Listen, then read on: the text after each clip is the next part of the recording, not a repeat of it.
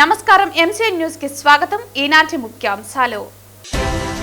దేవి నవరాత్రి ఉత్సవాలలో భాగంగా రేపటి నుంచి 12 రోజుల పాటు చిత్తూరు జిల్లా వీకోట మండలం దుర్గామాత ఆలయంలో అమ్మవారి దసరా ఉత్సవాలు ప్రారంభం. నా హయాంలో తిరుమల పరకామణిలో చోరీ జరిగిందని చెప్పారు. అది నిజమైతే అలిపిరి వద్ద నా తలను నరుక్కుంటా, కాదన్నప్పుడు వారు బహిరంగ క్షమాపణ చెప్పాలి. టీటీడీ మాజీ చైర్మన్ భూమన కరుణాకర్ రెడ్డి డిమాండ్. వార్తల్లోని వివరాలు. చిత్తూరు జిల్లా వీకోట మండలం దుర్గామాత ఆలయంలో దేవి నవరాత్రి ఉత్సవాలలో భాగంగా రేపటి నుంచి 12 రోజుల పాటు అమ్మవారి దసరా ఉత్సవాలు నిర్వహించనున్నారు. చిత్తూరు జిల్లా వీకోట మండలం దుర్గామాత ఆలయంలో దేవి నవరాత్రి ఉత్సవాలలో భాగంగా రేపటి నుంచి 12 రోజుల పాటు అమ్మవారి దసరా ఉత్సవాలు కార్యక్రమం ప్రారంభమవుతుంది. అనంతరం 3500 కలశాలతో ఆడవాళ్ల చేత ఊరేగింపు నిర్వహించి అనంతరం అమ్మవారికి అభిషేకాలు నిర్వహిస్తారు. ఆంధ్ర, తమిళనాడు, కర్ణాటక సరిహద్దు ప్రాంతాల నుంచి భక్తులు భారీ సంఖ్యలో అమ్మవారిని దర్శనం చేసుకుంటారు. వీకోటలో వెలిసిన శ్రీ దుర్గామాత ఆలయ 14వ దసరా మహోత్సవాలకు ఈ ఏడాది నాంది పలుకుతున్నాము. ప్రత్యేకంగా నిర్వహించే ఉత్సవాలలో భాగంగా ఈ ఏడాది దేవి శరన్నవరాత్రి ఉత్సవాలను అత్యంత వేడుకగా నిర్వహించాలని ఆలయ కమిటీ తీర్మానించాము. ఆపై ఆశ్వయుజ శుద్ధ పాడ్యమి అనగా 22/9/2025 సోమవారం నుంచి 2/10/2025 వరకు 11 రోజుల పాటు అమ్మవారి దసరా ఉత్సవాలు అంగరంగ వైభవంగా జరుపుతున్నాము. ఈ వేడుకకు ఆంధ్ర, తమిళనాడు, కర్ణాటక, తెలంగాణ రాష్ట్రాలతో పాటు ఇతర ప్రాంతాల నుంచి కూడా భక్తులు తరలి వస్తున్నారు. అనునిత్యం అమ్మవారికి ఉదయాన్నే అభిషేకము, సాయంకాలము ఒక్కొక్క రోజు ఒక్కో అలంకారంతో అమ్మవారిని కొలువు తీర్చి పూజా కార్యక్రమాలు నిర్వహించుతున్నాము. ఈ వేడుకలలో పాల్గొనదలిచిన వారు అందరూ ముందుగా ఆలయ కమిటీ వద్ద పేర్లు నమోదు చేసుకొని ఉభయదారులుగా ఆ రోజు పూజల్లో పాల్గొనవచ్చును. ముఖ్యంగా ఈ నెల 30వ తేదీన దుర్గాష్టమి పునస్కరించుకొని పాలు కలశాల శోభాయాత్ర అంగరంగ వైభవంగా జరగనుంది. 3583 మంది మహిళలు పాల కలశాలతో వేణుగోపాల స్వామి ఆలయం వద్ద నుండి పురవీధుల మీదుగా అమ్మవారు భక్తి శ్రద్ధలతో పాల కలశాలను తీసుకుని వచ్చి వారి ఆలయంలో అమ్మవారికి పాలాభిషేకం నిర్వహించే కొరకు ఏర్పాటు చేయుచున్నాము. ఈ పాల కలశాల శోభాయాత్రలో పాల్గొనదలిచిన వారు టోకెన్లు పొంది సాంప్రదాయ వస్త్రాధరణతో 30వ తేదీ ఉదయము 6 గంటలకు శ్రీ వేణుగోపాల స్వామి ఆలయం వద్దకు చేరుకోవాల్సిందిగా కోరుచున్నాము.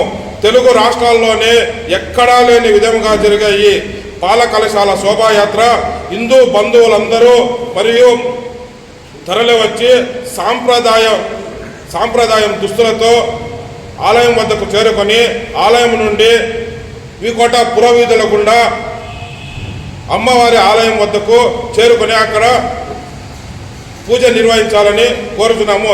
ఈ ఏడాది దసరా ఉత్సవాలకు మహిళలు, భక్తులు, మండల పరిధి ప్రజలందరూ తరలివచ్చి దసరా ఉత్సవాలను అత్యంత ఘనంగా జయప్రదం చేయాలని మీడియా తరపున విజ్ఞప్తి చేస్తున్నాము. నారా లోకేష్, బిఆర్ నాయుడు నా హయాంలో పరకామణిలో చోరీ జరిగిందని చెప్పారని, అది నిజమైతే అలిపిరి వద్ద నా తలను నరుక్కుంటారని, కాదన్నప్పుడు వారు బహిరంగ క్షమాపణ చెప్పాలని టీటీడీ మాజీ చైర్మన్ భూమన కరుణాకర్ రెడ్డి డిమాండ్ చేశారు. ఈ సందర్భంగా ఆయన మాట్లాడుతూ, నా హయాంలో పరకామణిలో చోరీ జరిగిందని చెప్పారని, అది నిజమైతే అలిపిరి వద్ద నా తలను నరుక్కుంటారన్నారు. కాదన్నప్పుడు వారు బహిరంగ క్షమాపణ చెప్పాలని డిమాండ్ చేశారు. త్రైలోక్యనాథుడైన శ్రీ వెంకటేశ్వర స్వామిని కూటమి నేతలు ఆట వస్తువుగా మార్చారని అన్నారు. 2023వ సంవత్సరంలో జిఆర్ మఠానికి చెందిన రవికుమార్ అనే వ్యక్తి నుంచి 72,000 విలువ చేసే 8 విదేశీ డాలర్లను స్వాధీనం చేసుకున్నారని అన్నారు. రవికుమార్ అనే వ్యక్తిపై లోతైన పరిశీలన చేసినప్పుడు 20 సంవత్సరాలుగా అతను చోరీ చేస్తున్నాడని బయటపెట్టింది మా హయాంలోని అధికారులేనని అన్నారు. అతన్ని పట్టుకుంది మా ప్రభుత్వంలోని అధికారులే అన్న విషయం గుర్తుంచుకోవాలన్నారు. తన భర్త చేసిన అపచారానికి, నేరానికి, తప్పుకు దేవస్థాన అధికారులను కలిసి ప్రాయశ్చిత్తంగా 100 కోట్ల రూపాయల ఆస్తులను టీటీడీకి దాఖలు పరిచారని అన్నారు. చంద్రబాబు 15 సంవత్సరాల హయాంలో అతను ఎన్నిసార్లు దొంగతనం చేసి ఉంటాడని ప్రశ్నించారు. విజిలెన్స్ అధికారులను భయపెట్టారని, ఈ విషయంలో కూటమి ప్రభుత్వం విజిలెన్స్ విచారణ చేశారని, మీకు దమ్ము ధైర్యం ఉంటే ఆ విజిలెన్స్ నివేదికను బయట పెట్టాలని డిమాండ్ చేశారు. మీ రాజకీయ ప్రయోజనాలకు స్వామివారిని వాడుకోవటం మంచిది కాదన్నారు. ఏడాదిన్నరగా అధికారంలో ఉన్న మీరు ఏమి చేసినట్లు అని ప్రశ్నించారు. మాపై బురద చల్లితే తుడుచుకుంటామని, ఆరోపణలు చేస్తే ఎదుర్కొనే ధైర్యం మాకు ఉందన్నారు. మీ హయాంలో రవికుమార్ వ్యవహారం బయటపడి ఉంటే రవికుమార్ ఆస్తులు టీటీడీకి కాకుండా టీడీపీకి చెంది ఉండేవని అన్నారు. 19వ తేదీ జరిగిన AP40 CN 9788 అనే కారులో చోరీ జరిగిన లింగమూర్తి అనే వ్యక్తిని పోలీసులు పట్టుకున్నారు. ఆ వ్యక్తి పోలీస్ స్టేషన్లో గొంతు కోసుకున్నాడు. అది ఎందుకు బయట పెట్టలేదని ప్రశ్నించారు.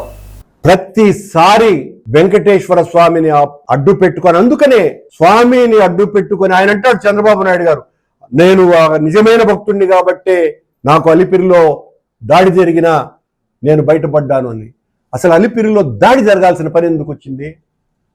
నువ్వు స్వామి భక్తుడైతే దీనికి కదా సమాధానం ఇవ్వాలా? మీరు బ్రతికినారు, అందులో అనుమానమే లేదు. దేవుని కృప వలన మీరు బ్రతకటం చాలా మంచి జరిగింది అని అనుకుంటాం అందరము కూడాను. కానీ మీ మీద అసలు దాడి ఎందుకు జరగాలా అని? దేవుడికి కోపం ఉంది కాబట్టి కదా దాడి చేస్తాడు. తప్పు చేసిన వాళ్ళందరినీ దేవుడు చంపేస్తాడా? చంపడు. ఇలాంటి రకాలైనటువంటి శిక్షలు విధిస్తాడు. ఆ శిక్ష మీకు దాదాపు 20 ఏళ్ల ముందే వేసినాడు. ఈ రకంగా నన్ను వాడద్దయ్యా, తప్పు అది అని చెప్పటానికి ఆ రోజున అలిపిరిలో జరిగినటువంటి వ్యవహారం. అందులో రవికుమార్ అనేటువంటి వ్యక్తి బ్రాహ్మణుడు అవ్వటం మూలంగా ఆయన చేసినటువంటి తప్పుకు విపరీతంగా ఆ కుటుంబం భయపడిపోయి, అందులోనూ పెద్ద జీయర్ మఠంలో పనిచేస్తున్నటువంటి వ్యక్తి కాబట్టి నేను ఇంత పాపం చేసినానా అని మా వాళ్ళు పట్టుకున్న తర్వాత అతనిలో ఆవేదన స్టార్ట్ అయ్యి అతను మొత్తం ఆస్తినంతా కూడా రాసివ్వటం జరిగింది. ఇక్కడ మేము చేసినటువంటి తప్పేముంది? మా వాళ్ళు తప్పు చేసినట్టు రెడీ అంటున్నాం. మళ్ళీ మా ఇక్కడే చెప్తున్నాను నేను, దేనికైనా కూడా మాకు దేవుడి పట్ల పాపభీతి ఉంది, చిత్తశుద్ధి ఉంది, భక్తి ఉంది. కనుకనే నిజాయితీగా, పారదర్శకంగా, చట్టాలు నిబంధనల ప్రకారం వ్యవహరించినారు మా అధికారులు ఆనాడున.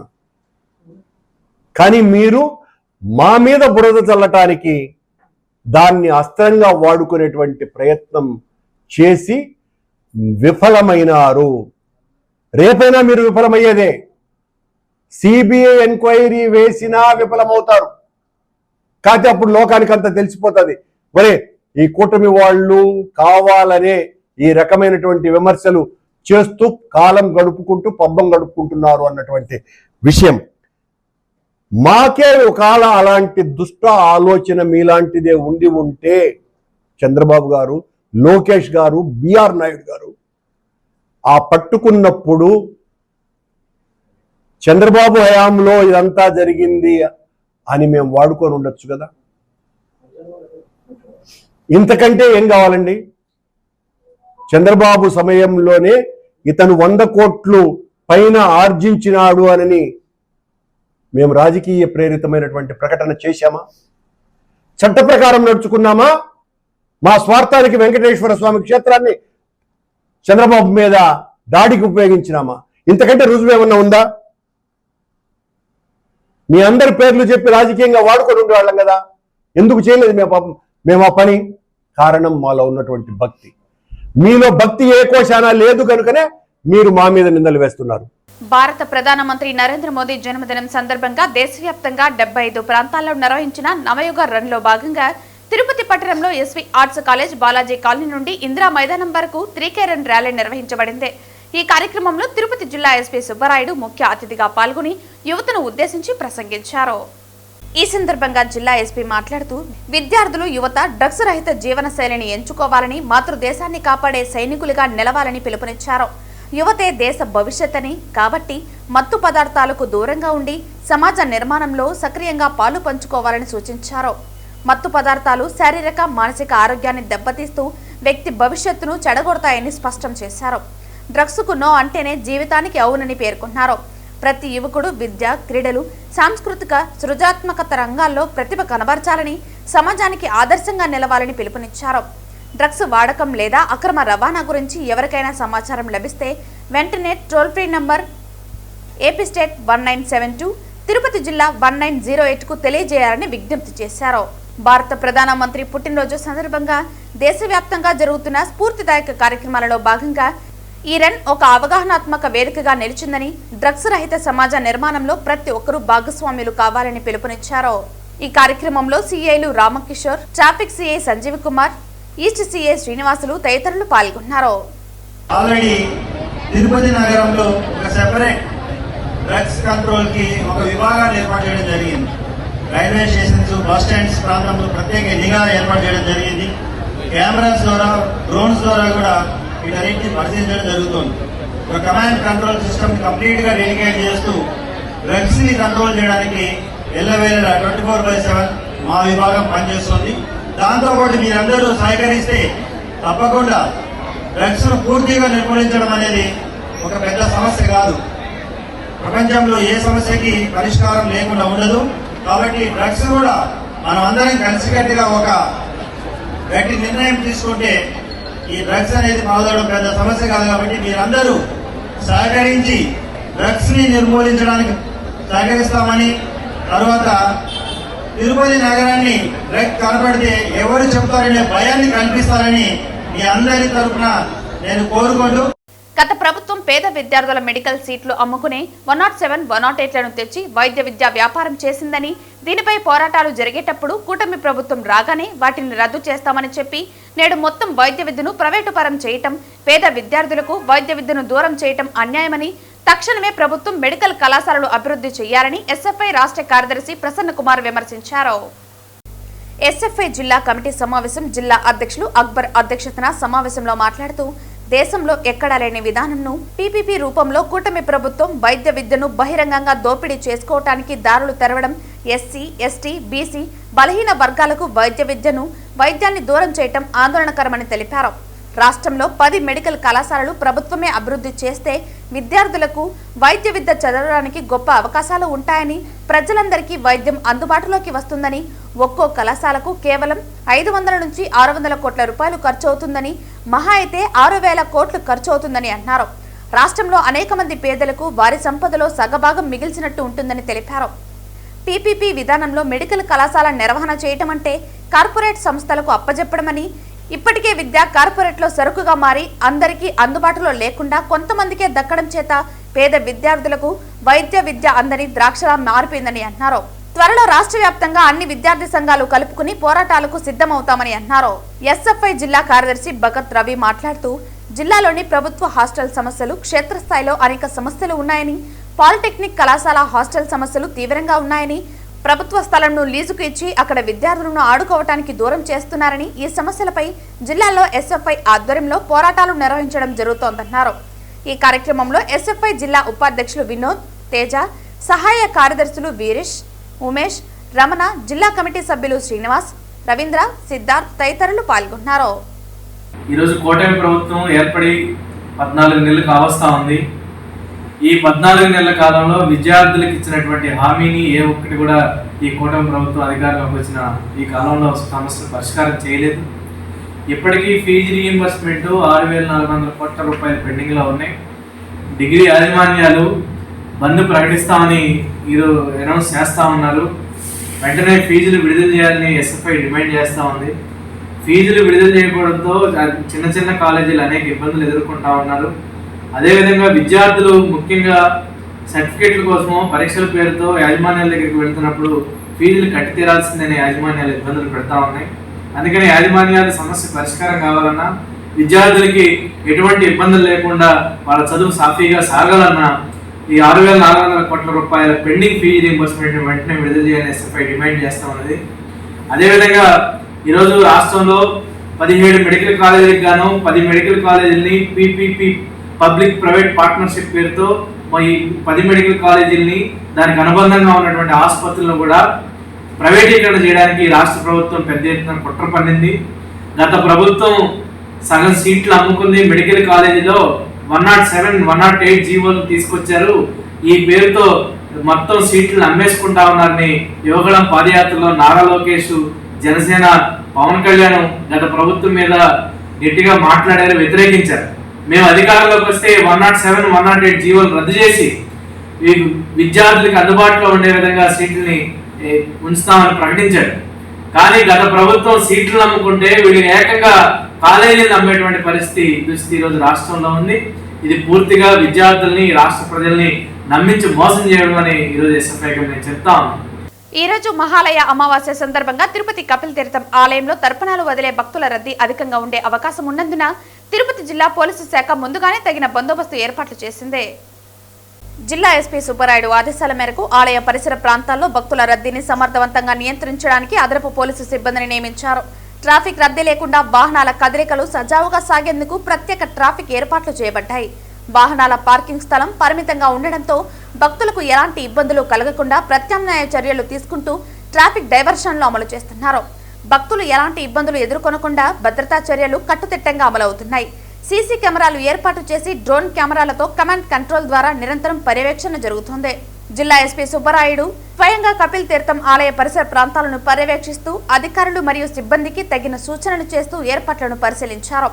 ఇదే సమయంలో కొన్ని సోషల్ మీడియాలో తొక్కిసలాట జరిగింది అనే తప్పుడు వార్తలు ప్రచారం అవుతున్నాయి. ఈ వార్తలు అవాస్తవమని, కపిల్ తీర్థం ఆలయ పరిసర ప్రాంతాల్లో ఎటువంటి తొక్కిసలాట జరగలేదని స్పష్టం చేశారు. భక్తుల రద్దీని పూర్తిగా నియంత్రిస్తూ సజావుగా ఏర్పాట్లు జరుగుతున్నట్లు తెలిపారు. తప్పుడు సమాచారం సృష్టించి సోషల్ మీడియాలో ప్రచారం చేసే వారిపై కఠినమైన చట్టపరమైన చర్యలు తీసుకోబడతాయని తెలిపారు. ప్రజలు నిజమైన సమాచారం కోసం పోలీసు శాఖ అధికారిక ప్రకటనను మాత్రమే నమ్మాలని విజ్ఞప్తి చేశారు. ప్రభుత్వ పాఠశాలలో పనిచేసే వంట కార్మికులకు జీతాలు పెంచి వారికి న్యాయం చేయండని, నిత్యావసర ధరలు పెరుగుదలకు అనుగుణంగా విద్యార్థులకు ఇచ్చే మెస్సు బిల్లులు పెంచాలని ఏఐటీయూసీ జిల్లా ప్రధాన కార్యదర్శి కోదండయ్య డిమాండ్ చేశారు. ఈ రోజు కార్వేటి నగరం మండలంలోని మధ్యాహ్న భోజన కార్మికుల విస్తృత స్థాయి సమావేశం ఆ మండల నాయకురాలు రేష్మ అధ్యక్షతన జరిగింది.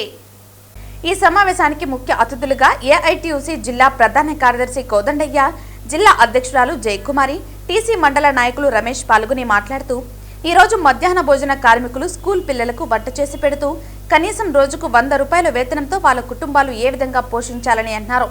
ఈ రోజు నిత్యావసర ధరలు రోజు రోజుకు పెరుగుతున్నప్పటికీ విద్యార్థులకు ఇచ్చేటువంటి మెస్ ఛార్జీలు పెంచాలని డిమాండ్ చేశారు.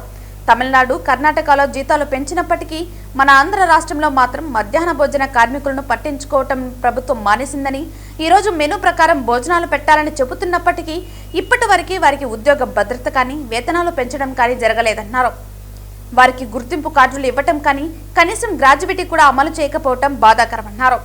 కావున ఇప్పటికైనా రాష్ట్ర ప్రభుత్వం స్పందించి మధ్యాహ్న భోజన కార్మికులకు వేతనాలు పెంచి వారికి న్యాయం చేయాలని డిమాండ్ చేశారు.